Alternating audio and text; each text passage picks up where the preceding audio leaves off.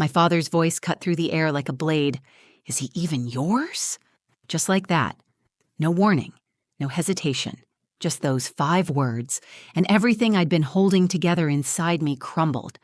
We were standing in my parents' kitchen. The fridge was humming, the ceiling fan spun lazily overhead, and the smell of my mother's pot roast drifted through the house like nothing was wrong.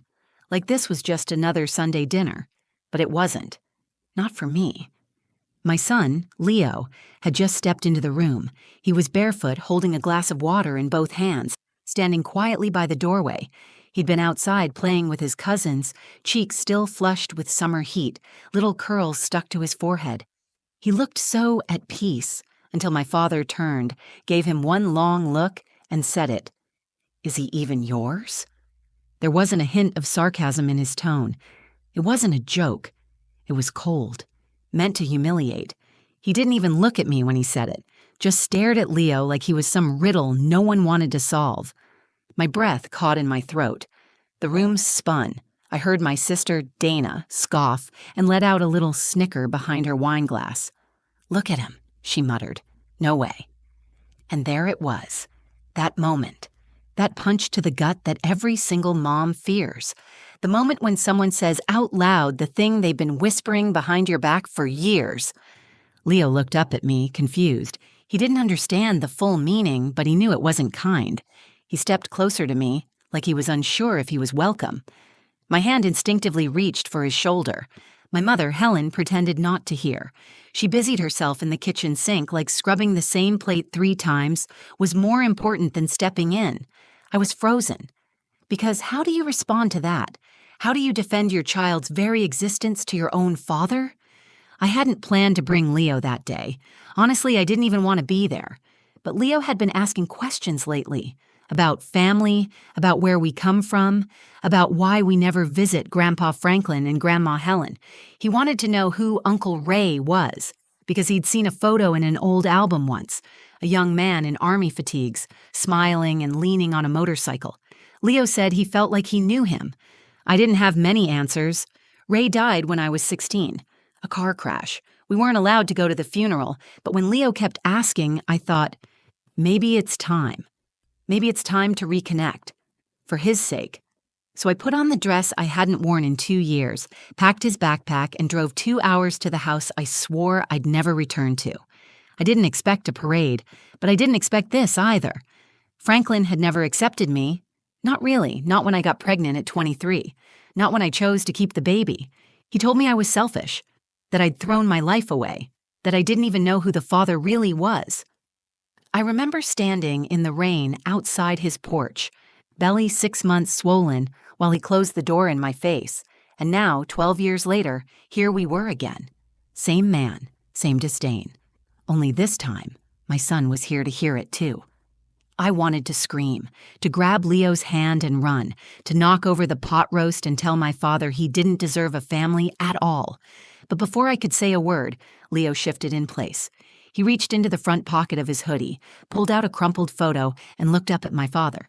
"I found this in your garage yesterday," he said. It was in a box that said Ray's stuff. He held the photo out with both hands. "Want to tell them what it means?" And just like that, the air in the room changed. My father's face went pale. My sister's smirk disappeared. My mother dropped the plate she'd been scrubbing. And for the first time in my life, I saw fear in my father's eyes. If I'm being honest, I never wanted to go back to that house. The Monroe family home sits at the end of a gravel road in a quiet town outside Richmond, Virginia. White shutters, a drooping front porch, and the kind of mailbox that's been dented by the same baseball for 30 years. From the outside, it looks like a place you'd call home. But inside, it always felt cold. Not the kind of cold you can fix with a sweater. The kind that sinks into your bones. The kind that makes you sit up straighter at the dinner table and second-guess every word before you speak. I grew up in that house with my younger sister, Dana. She was always the favorite. Blonde, bubbly, followed the rules. I was the opposite. Quiet, but stubborn. I asked too many questions. Wore black in a house that celebrated beige. I never wanted to fit in. And for people like my father, Franklin, that was the ultimate betrayal. Franklin Monroe wasn't abusive, Not in the way people expect when you say something like that. He didn't hit, he didn't scream, but he withheld. He was strict, distant, and painfully cold, especially with me. He believed in discipline, respect, and control. Emotions were considered weak. Questions were disobedience. And love? That was never offered freely. You had to earn it. And I never quite could. My mother, Helen, was soft, but soft in a paper-thin kind of way.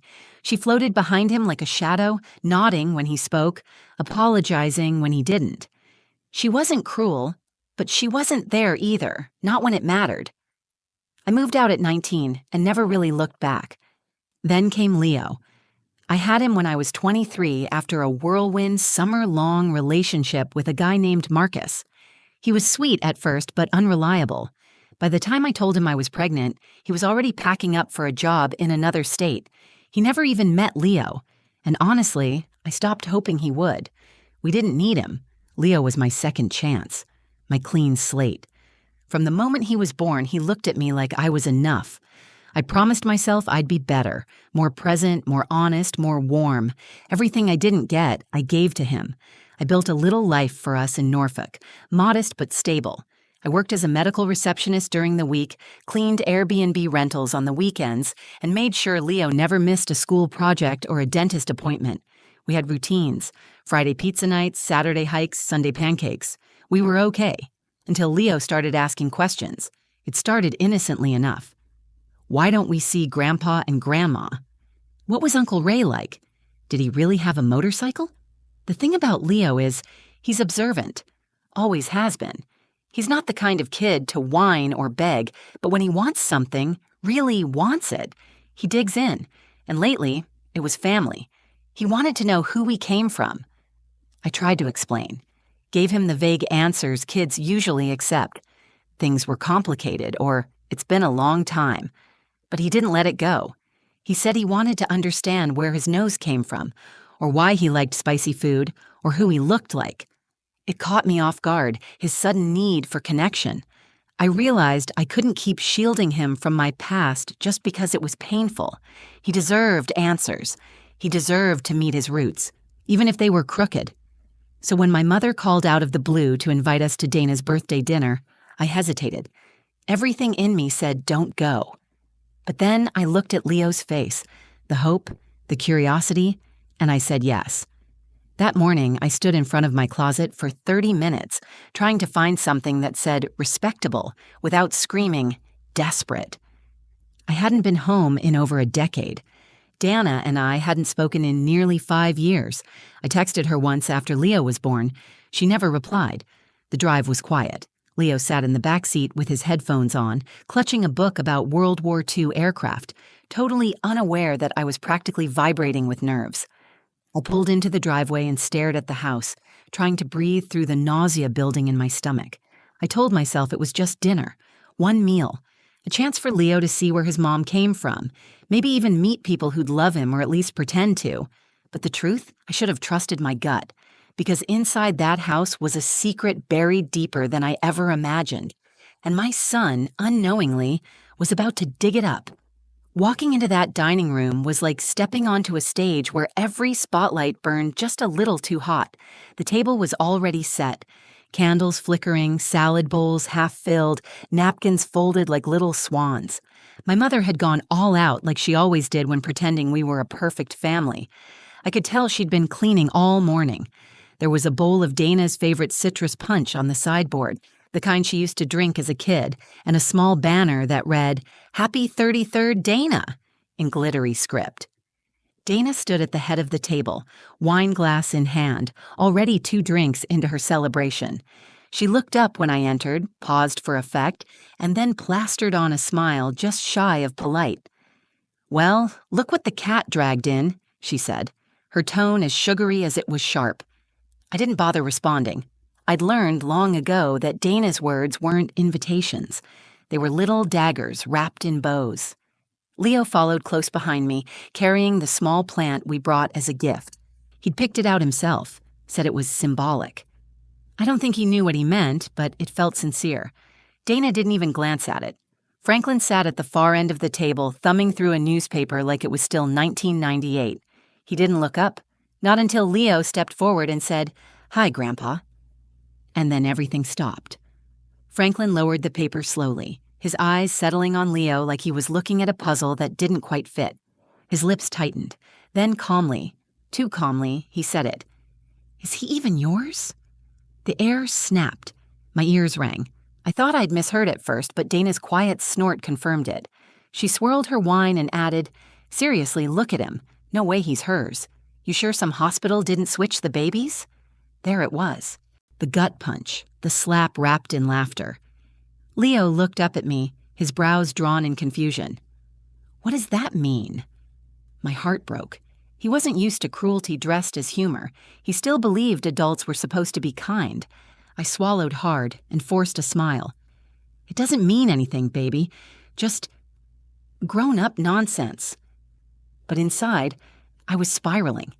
This was exactly what I feared, that they would reduce Leo, my son, to a rumor, that they would make him feel like an outsider in a family that already treated me like one. And my mother? She didn't say a word. She busied herself in the kitchen, pretending not to hear, pretending everything was fine. I wanted to scream.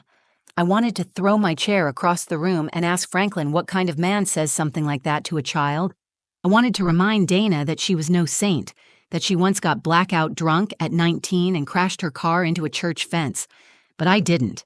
I stood there, blinking back tears, squeezing Leo's shoulder to remind myself not to cry. Franklin finally looked at me, expression unreadable. "I'm just saying, he doesn't look like you, doesn't act like you either." "No," Dana chimed in. "He's way too calm and smart." She laughed at her own joke. Leo's face fell. Something inside me snapped.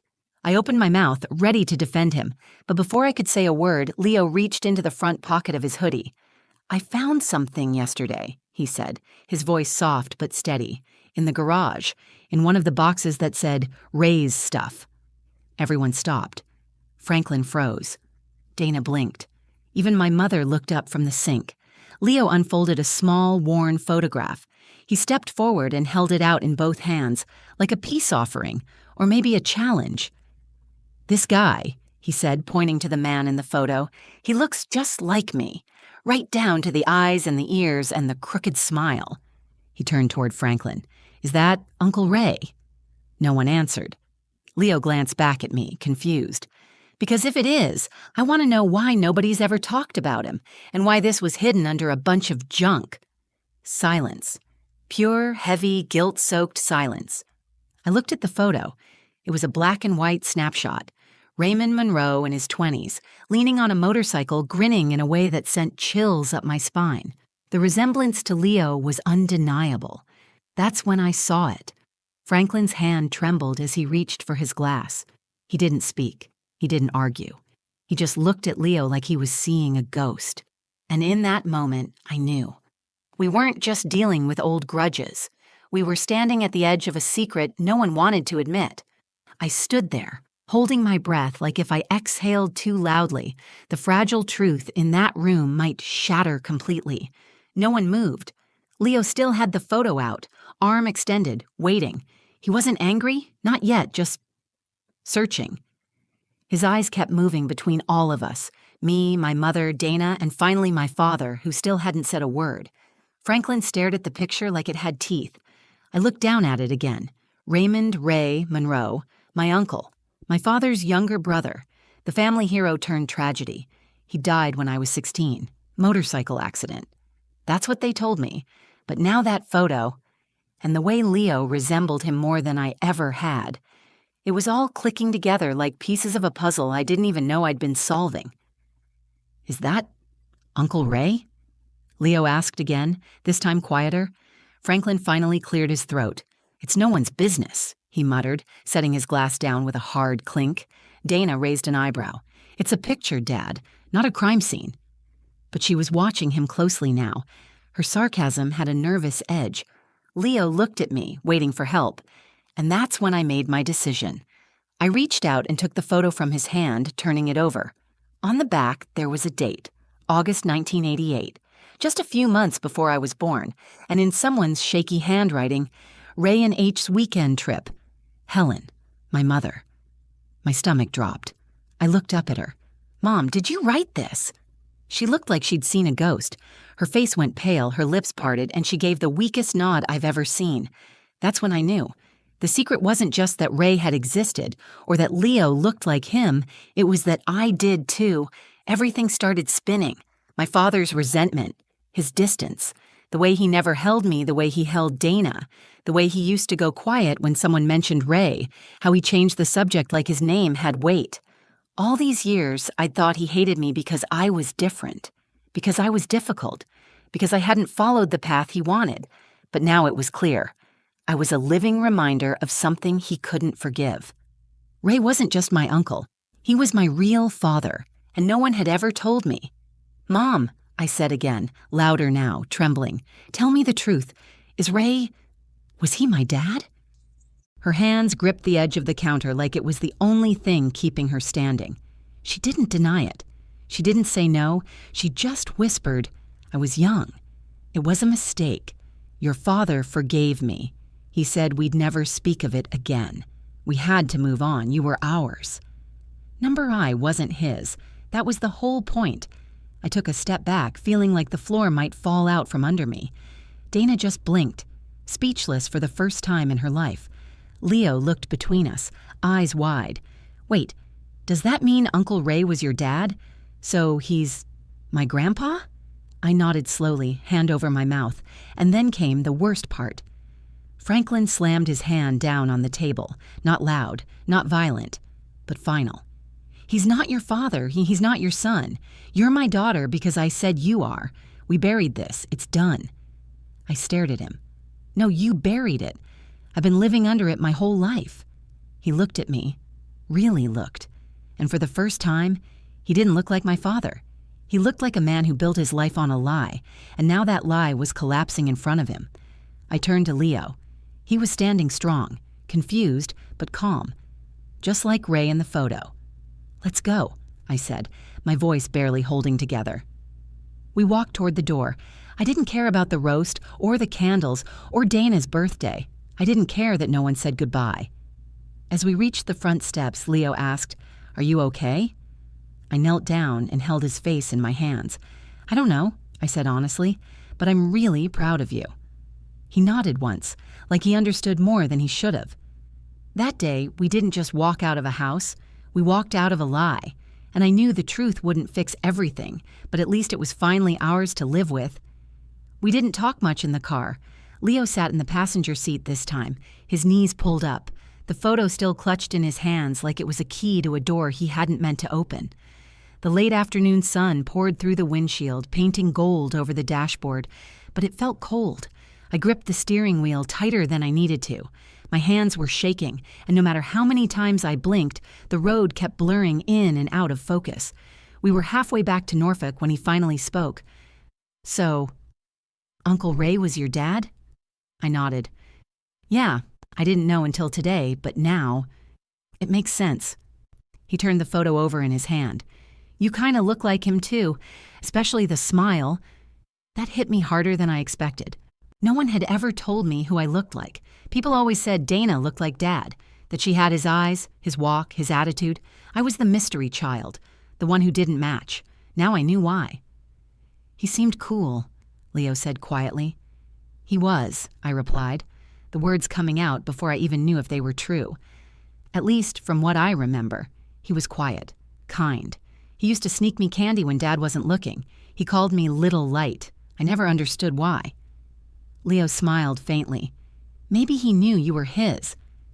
I had to pull over. I couldn't see through the tears anymore. We sat on the shoulder of the highway for a long time, just breathing, letting the truth settle into the spaces where silence used to live. Back at home, I tucked Leo into bed that night without needing to say much. He was processing, and honestly, so was I. He held the photo under his pillow like a secret he wanted to keep close. After he fell asleep, I poured myself a glass of wine and stared out the kitchen window for what felt like hours. Every word from that dinner replayed in my head on a loop.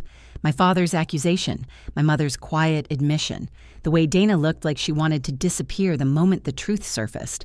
I thought about calling someone, a friend, anyone. but I knew this was something I had to sit with first. The next day, I got a message from my father, just a single line, "Come by." Alone. Every part of me wanted to ignore it, to block his number and be done with it forever. But something deeper pulled me back. I had to hear it. I had to know what he would say, if he'd say anything at all. So I drove back. This time, I didn't bother with a dress. I wore jeans and a sweatshirt, no makeup, no armor, just me. He was waiting in the garage, sitting on a folding chair, staring at the box Leo had found the photo in. He didn't look up when I walked in, just said, "I should have burned it all. Years ago." "Why didn't you?" I asked, standing near the doorway, unsure if I was welcome. He sighed. Because some part of me still loved him. That admission knocked the air out of me. He kept his eyes on the box. Ray was my brother, my blood, and he betrayed me in the worst way. But you know what the hardest part was? I said nothing. "You," he continued, "you were the best thing that ever came out of this damn family, and I hated that it wasn't me who made you." I walked further in, heart pounding. "You spent your whole life punishing me," I said, voice tight. "Why?" "Because every time I looked at you," he whispered, "I saw the man who took everything from me, and the daughter I couldn't bring myself to love properly because of it." We stood there, in that stale garage full of ghosts and dust, both of us finally unarmed. "I didn't want to be a reminder," I said. "I know," he replied. There was a pause, a long, aching silence. Then he asked, "Can I meet him? Your boy?" I looked at him, really looked, at the man who raised me but never embraced me, at the man who chose silence over honesty. And then I remembered the way Leo stood his ground, the way he asked questions, the way he held that photo like he already knew the truth was powerful. "He's not just my boy," I said. "He's your second chance." I don't know what I expected when I let my father meet Leo again. Maybe a handshake, maybe an awkward silence. What I didn't expect was softness. It happened a week after that conversation in the garage. I told Leo the truth, at least the parts I understood myself, that Ray was my biological father, that Franklin raised me but never really saw me, that families can be messy, and love doesn't always come in the right form or at the right time. And Leo, bless him, listened without judgment. His first question wasn't about betrayal or biology. It was, "Did Grandpa say he was sorry?" And that told me everything I needed to know about the kind of boy I was raising. Franklin came by the following Saturday, holding a small wooden box. No warning, no call ahead, just knocked on our door like a man who was finally ready to face the mirror. Leo opened it, and for a second, I tensed. "Hey," Franklin said, hands in his jacket pockets. "Mind if I come in for a bit?" Leo turned to me, waiting. I nodded. Not because I trusted my father, but because Leo trusted me. Franklin walked into our little kitchen, the one with the chip tile and thrifted table. He looked smaller here. Or maybe he just looked human. He handed Leo the wooden box. "Your Uncle Ray made this in high school. I kept it all these years. Thought maybe you'd like to have it." Leo opened the lid. Inside were old patches, pins, and photos. Military stuff, mostly. A few doodles. A yellowed letter folded in quarters. On top was a photo of Ray, holding a baby. Me. I felt the floor tilt beneath me. Franklin cleared his throat. "He used to call you Little Light. Said you had this way of making a room feel warmer." I blinked, swallowing hard. "I guess I spent a lot of years trying to snuff that light out," Franklin added. "I didn't know how to raise a child who wasn't mine, and I definitely didn't know how to love a daughter who reminded me of the man I never forgave." I wanted to scream at him, or cry, or say, "You should have tried anyway." But Leo got there first. He said, "You can still try now." Franklin looked at him, surprised. Leo's not naive. He knows things don't magically fix themselves, but I think he also knows when someone's trying, even if it's late. We sat together at the kitchen table for an hour. No yelling, no blaming, just the beginning of something new. A fragile, awkward kind of peace. And in that moment, I realized something. The truth, no matter how ugly, frees you. I spent most of my life trying to earn love from a man who couldn't give it, who saw me as a wound instead of a daughter. And once the secret came out, I stopped needing his approval. I stopped wondering if I was broken. I stopped shrinking myself to make others comfortable. Because the truth is, I was never the mistake. I was the cover-up. And now, I finally get to step into the light that someone once saw in me and that my son helped me rediscover. Dana hasn't called. I didn't expect her to. I don't know if she's angry, embarrassed, or just tired of pretending, but I don't need her approval either. Some people walk with you through the storm. Some people throw rocks from the shore. I've learned to tell the difference. My mother wrote me a letter, a real handwritten one. She apologized, not just for the secret, but for standing by while I suffered. She said she spent decades protecting her marriage when she should have been protecting her daughter. It was the first time I'd ever seen her admit weakness, and somehow that made her stronger in my eyes. As for Leo, he's thriving. He took the photo of Ray and put it in a frame by his bed, not because he needed a new grandfather, but because he wanted to remember the truth that set us both free. A few days ago, he asked me, "Do you think I look more like you or him?" I smiled. "I think you look like you, and that's the best thing anyone can be." He nodded. "Good, 'cause I like who I am." That's when it hit me.